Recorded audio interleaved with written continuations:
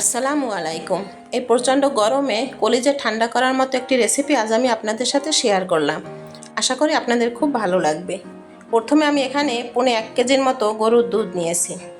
এই দুধের ভিতর এখন আমি হাফ কাপের মতো চিনি দিয়ে দিলাম। চিনিটা আপনারা আপনাদের স্বাদ মতো দিয়ে নেবেন। এখানে আমি 1 চিমটি পরিমাণে লবণ দিয়েছি।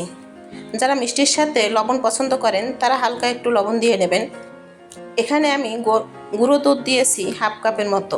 এখন ভালো করে জাল দিয়ে নিচ্ছি। এদিকে আমি একটি কাপে হাফ কাপের মতো ঠান্ডা দুধ নিয়েছি। এই ঠান্ডা দুধের ভিতর এখন আমি আগার আগার পাউডার দেব। এখানে আমি 2 চামচের মতো আগার আগার পাউডার দিচ্ছি। ভালো করে মিশিয়ে নিলাম। দুধটা এখন জাল দিয়ে একেবারে কমিয়ে নিয়েছি।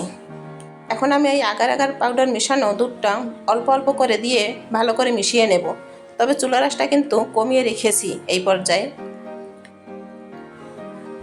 মিশ্রণটি দেওয়ার পরে চুলাটা বাড়িয়ে এখন 2-3 মিনিটের মতো জাল দিয়ে নিচ্ছি। কিছু সময় এভাবে জাল দিয়ে নেওয়ার পরে এখন আমি উঠিয়ে নেব। যে বাটিতে আমি পুডিংটি সেট করব সেই বাটিতে আমি এখন দুধের মিশ্রণটি ঢেলে দিলাম। নর্মাল ফ্রিজে রেখে দেব 2 ঘন্টার জন্য।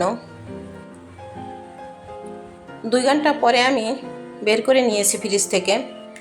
এখন একটি চাকুর সাহায্যে আমি আলগা করে নিচ্ছি। একটি প্লেটে আমি পুডিংটি ঢেলে নেব। ঢেলে নিয়েছি। এখন আমি উপর থেকে বাদাম কুচি দিয়ে দেব। আপনারা এখানে ইচ্ছে করলে গুঁড়ো দুধটাও দিতে পারেন।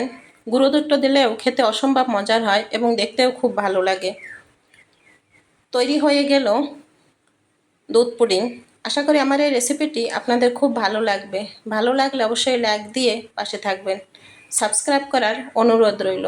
সকলেই ভালো থাকবেন। আল্লাহ হাফেজ।